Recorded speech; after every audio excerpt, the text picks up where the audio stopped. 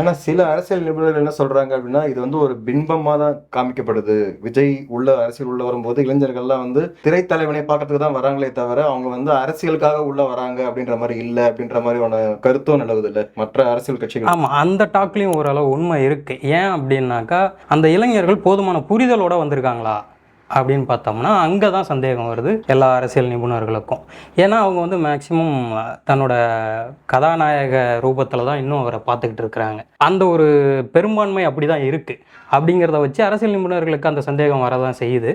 அதை மீறி அதுக்குள்ளே உண்மையாலுமே இப்படி ஒரு அரசியல் இவரோட அரசியல் எப்படி இருக்கும் அப்படிங்கிற ஒரு எதிர்பார்ப்பில் வந்த இளைஞர்களும் அதிகம் ஆரம்ப கட்டத்தில். ஆனால் இப்போ அது போக போக அவர் சொன்ன மாதிரி கொஞ்சம் சரிஞ்சுக்கிட்டு தான் வந்துட்டு இருக்கு. புதுசாக வந்திருக்கிற கட்சிகளில் வந்து கேட்குறாங்க உங்களோட கொள்கை என்ன அப்படின்னு சொல்லி கேட்கும்போது, கொள்கையா எங்க தலைவர் வந்தாருன்னா எல்லாமே நல்லா செய்வாரு அப்படின்னு தான் சொல்றாங்களே தவிர, அந்த கொள்கை அரசியல் அப்படின்ற ஞானமே இல்லாம இன்னைக்கு இருக்கிற இளைஞர்கள் வந்து ஓட்டு போட வராங்க அப்படின்னா அது எந்த அளவுக்கு வந்து திடமா இருக்கும் அப்படின்னு நினைக்கிறீங்க? தேர்தல் மேல வந்த ஆர்வம் அதுக்கும் அரசியல் மேல வந்த ஆர்வத்துக்கும் நிறைய வித்தியாசம் இருக்கு. தேர்தலுங்கிறது யாரு களத்துல நிக்கிறாங்க, யாரு நிறைய ஓட்டு வாங்குறாங்கன்றது. அரசியல்னா நீ எந்த அளவுக்கு மக்கள்கிட்ட போய் ஒரு வார்டு லெவல்ல, ஒரு பூத் லெவல்ல, ஒரு வீடு லெவல்ல கொண்டு போய் அவங்களுடைய பிரச்சனைகளை நீ கேட்ட, அதுதான் அரசியல். வந்தா நாங்க மாசா வின் பண்ணுவோம் அப்படிங்கிறது தேர்தல் அரசியல். மாசான ஒரு மூமெண்ட்டை கிரியேட் பண்றதுக்கு இங்க தலைவன் வந்திருக்காங்கிற ஒரு பிம்பம் இருக்கவே ஒழிய அரசியல் பணி செய்யக்கூடிய தன்மையில இருக்கிறாங்களா, ஒரு தோல்வி கண்டதுக்கு அப்புறம் அவங்க தொடர்ச்சியா அதை போய் செயல்படுத்துவாங்களான்னு நமக்கு தெரியாது.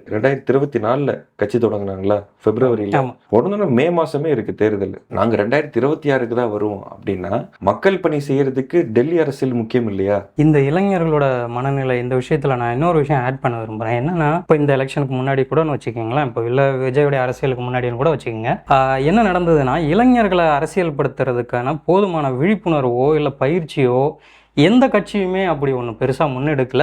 டிஎம்கே ஓரளவு அதை பண்ணிக்கிட்டு இருந்தாங்க. எப்பவுமே அவங்களுக்கு வந்து இளைஞர் பாசறை அந்த மாதிரி ஒன்று இருக்கும். தீகா சைடில் இருந்து அவங்க தனி வகுப்புகள்லாம் நடத்துவாங்க. ஸோ அது மாதிரி அவங்க பண்ணிகிட்டு இருந்தாங்க. ஆனால் அவங்களும் போய் வெகுஜன இளைஞர்களை, எல்லா பகுதியிலிருந்தும் இளைஞர்களை அதில் இன்க்ளூட் பண்ணலை.